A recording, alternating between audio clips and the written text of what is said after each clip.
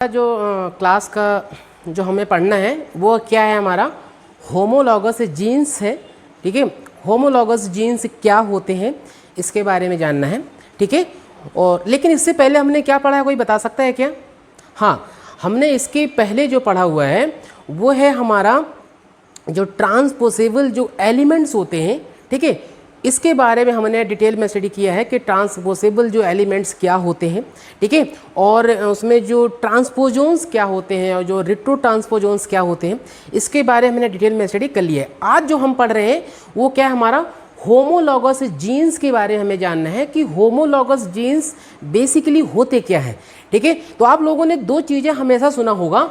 एक सुना है आपने होमोलॉगस क्रोमोसोम्स, क्या सुना है? एक आपने सुना है होमोलॉगस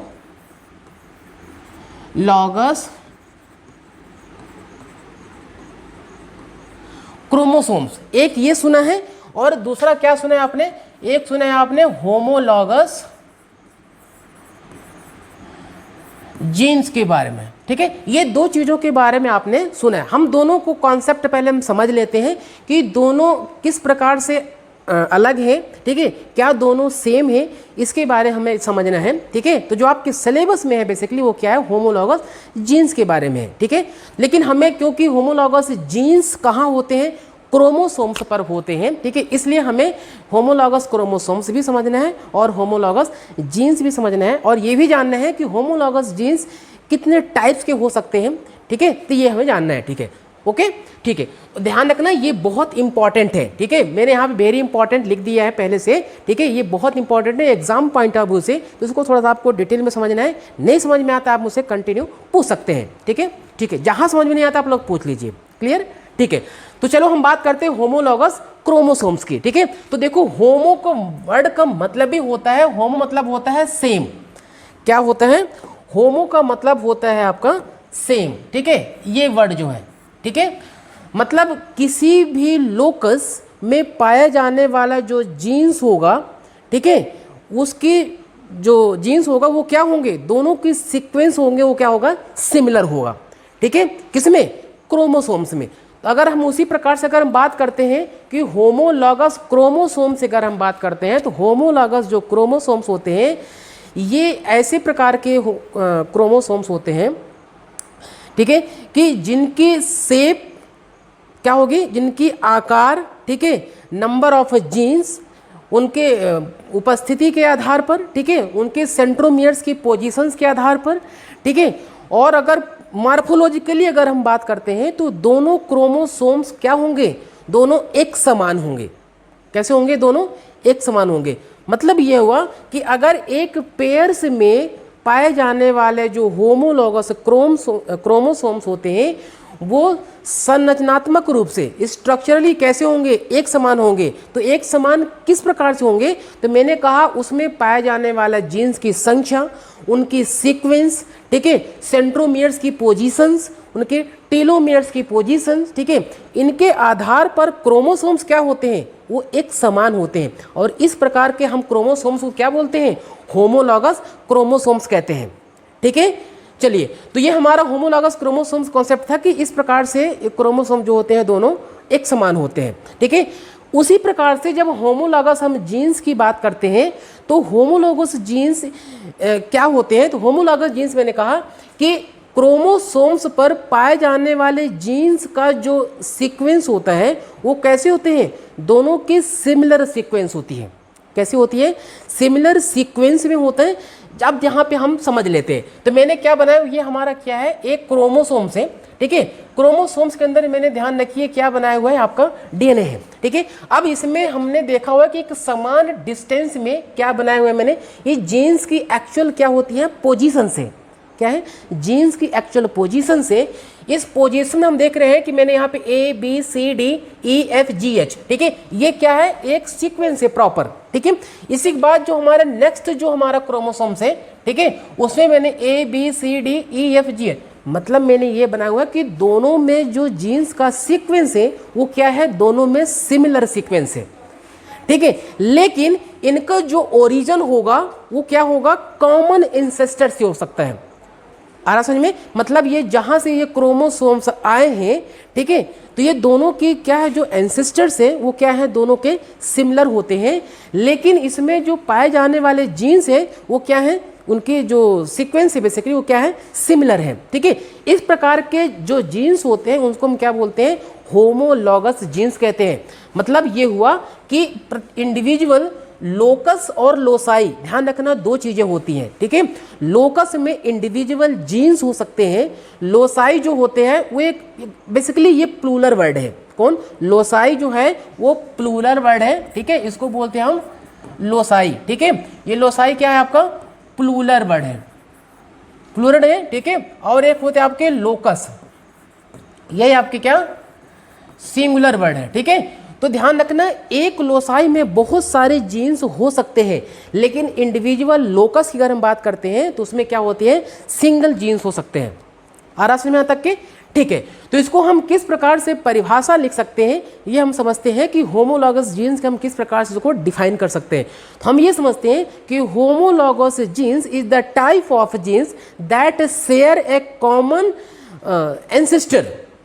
क्या होते हैं, ये कॉमन एंसेस्टर क्या करते हैं, एक बिलोंग करते हैं दोनों, लेकिन इसमें जो पाए जाने वाला जो सीक्वेंस होता है किसका, न्यूक्लियोटाइड्स का या हमारे जो जीन्स का, ठीक है, वो क्या होते हैं, दोनों सिमिलर होते हैं।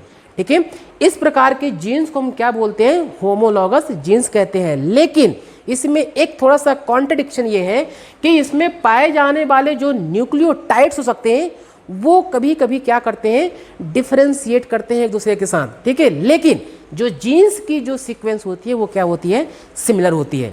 क्लियर? तो इसको देखो हम किस प्रकार से परिभाषा में लिख सकते हैं, ये हम देखते हैं। ठीक है, देखो क्या है कि homologous genes is the type of genes that common evolutionary ancestor. आ रहा समझ में? मैंने यहाँ पे एक वर्ड छूट गया है, ठीक है, मैं यहाँ पे करेक्ट कर दे रहा हूँ। ठीक है, ये है दैट शेयर कॉमन। ठीक है, अब करेक्ट हो गया। ठीक है, तो क्या लिखना है कि homologous genes is a type of gene that share a common evolutionary ancestor. मतलब आ गया समझ में कि होमोलॉगस जीन को जो होती है एक कॉमन एवोल्यूशनरी एंसेस्टर से क्या होते हैं, दोनों शेयर करते हैं। ठीक है, और क्या, a pair of genes has similar sequence. आ रहा समझ में? मैंने यहाँ पे देखो ये जीन्स बताया हुआ है जो क्रोमोसोम्स पर, ये दोनों क्या है, एक सिमिलर सीक्वेंस में क्या है, अरेंज्ड है। मतलब उनके बीच का पोजीशन से भी फिक्स है। ठीक है, उनके बीच का डिस्टेंस भी एक निश्चित डिस्टेंस है, उनकी पोजीशन भी है और उनके नंबर्स भी है। इस प्रकार के जीन्स को हम क्या बोलते हैं, होमोलॉगस जीन्स कहते हैं। ठीक है, अब हम बात करिए, मैंने यहाँ पे एक नेक्स्ट लाइन लिख दिया है कि pair of genes has a similar sequence but do not identical nucleotide sequence. मैंने कहा था आपको कि इसमें जो न्यूक्लियोटाइड्स होते हैं वो कभी कभी क्या कर सकते हैं, वेरी कर सकते हैं। क्लियर यहाँ तक? ठीक है, अब देखो क्या है, homologous genes are divided into two types. मतलब जो होमोलॉगस जीन्स होते हैं ये कितने प्रकार हो सकते हैं, ये दो प्रकार हो सकते हैं। कौन कौन से? एक था ऑर्थोलॉगस होमोलॉगस जीन और दूसरा होते हैं पैरालॉगस जीन। अब दोनों का वर्ड का मतलब समझिए आप। ठीक है, ऑर्थो मतलब होता है डिफरेंट, अलग अलग। कैसे हो सकते हैं, चलिए मैं यहाँ पे लिख दे रहा हूँ आपको। ऑर्थो का मतलब ये होता है डिफरेंट, डिफरेंट टाइप्स। ठीक है, और पैरालॉगस का मतलब होती है सेम।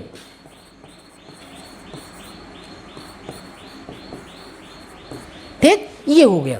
अब हम एक एक को समझते हैं कि ऑर्थोलॉगस जीन्स होती है वो क्या होती है और पैरालॉगस जीन्स होते हैं वो क्या होते हैं। तो ऑर्थोलॉगस का मतलब मैंने कहा डिफरेंट, मतलब ये होगा अगर एंसेस्टर जो है अगर सेम है तो उससे जो जनरेटेड या उससे जो उत्पन्न दोनों जीन्स होते हैं वो क्या होते हैं, दोनों अलग अलग हो सकते हैं। क्यों अलग अलग हो सकते हैं? मैंने कहा कि जैसे एक, आप ऐसा समझिए कि अगर पेरेंट एक है तो उनके द्वारा जो उत्पन्न जो डॉटर्स होते हैं वो मार्फोलॉजिकली और कैरेक्टर वाइज, ठीक है, दोनों क्या हो सकते हैं, दोनों अलग अलग हो सकते हैं। ठीक है, अब आप यहाँ पे ध्यान रख सकते हैं कि अगर किसी, मान लो एक माँ पिता के दो बच्चे हैं तो एक आप सोचिए कि एक आईएएस ऑफिसर बन जाता है और दूसरा क्या बन जाता है, दूसरा प्यून भी नहीं बन पाता है। तो मतलब क्या हुआ, पेरेंट तो एक ही है लेकिन दोनों जब डाइवर्जेंस के साथ जब दोनों न्यू जनरेशन बनी वो एक अच्छा क्वालिटी वाला हो गया और दूसरा वो उस प्रकार से एलिजिबल अपने आप को तैयार नहीं कर पाया। ये कौन डिसाइड करता है? मैंने कहा जीन से डिसाइड करते हैं ये,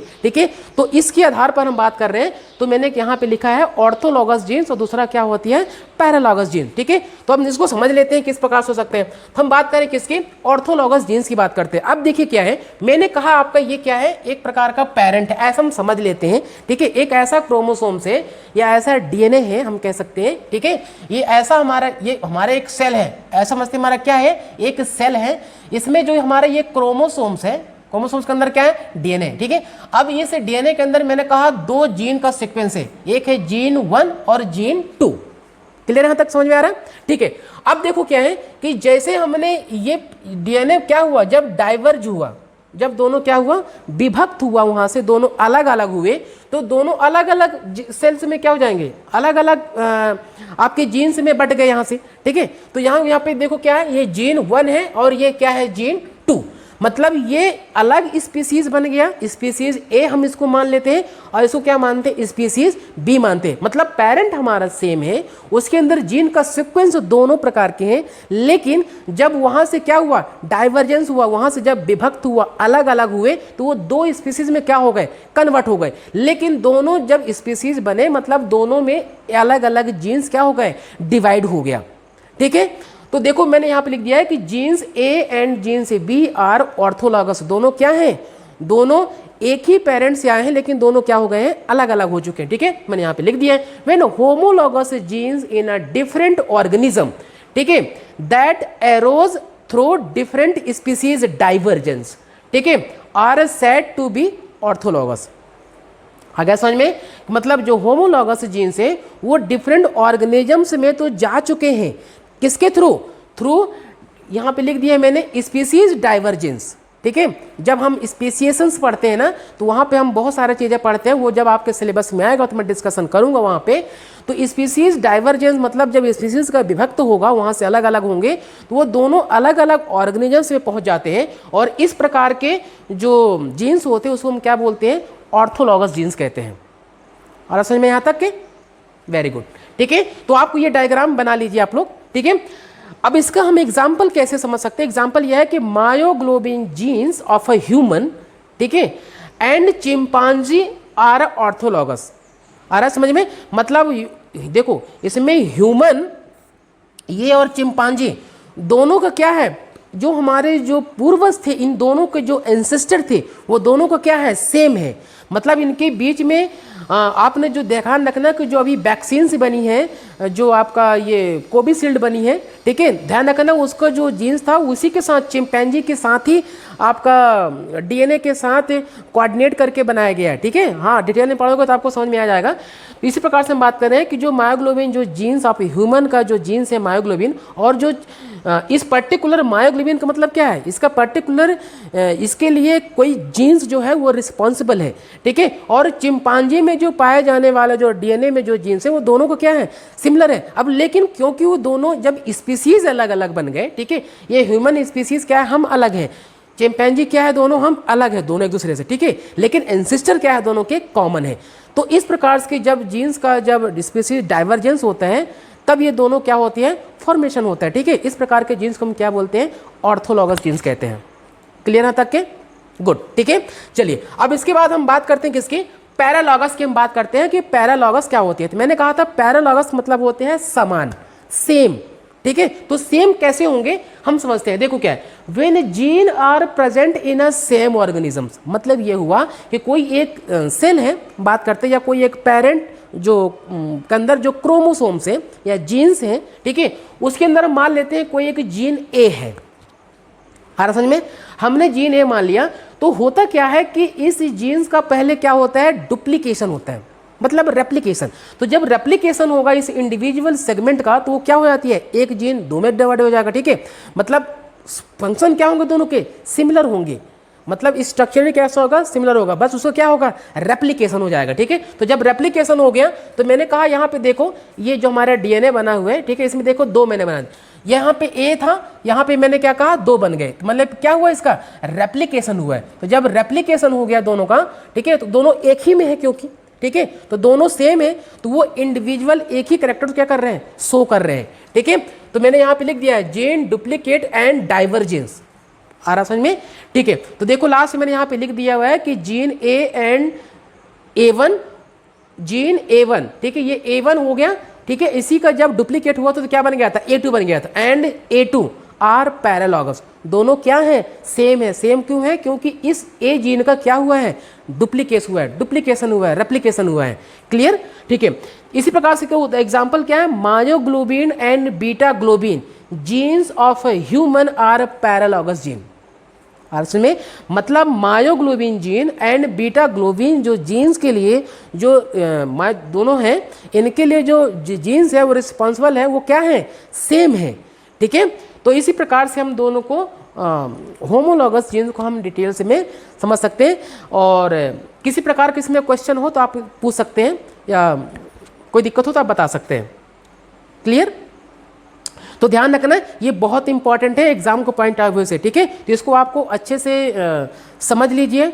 अगर किसी प्रकार का क्वेश्चन है तो आप मुझसे डायरेक्ट नेक्स्ट भी दोबारा क्लास में भी आप इस चीज़ को पढ़ सकते हैं, ऐसा कुछ नहीं है। ठीक है, ध्यान रखना ये इसलिए मैं बता रहा हूँ क्योंकि एग्जाम का पॉइंट ऑफ व्यू ज़्यादा इंपॉर्टेंट है। ठीक है, तो इसमें कोई दिक्कत तो नहीं है, नहीं आना चाहिए।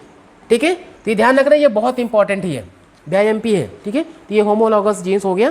ठीक है, अब इसके बाद जो हमारा नेक्स्ट क्लास में हम पढ़ेंगे उसे पढ़ेंगे हम स्यूडो जीन्स क्या होते हैं या फॉल्स जीन क्या होते हैं, इसके बारे में हम डिटेल में अब बात करेंगे।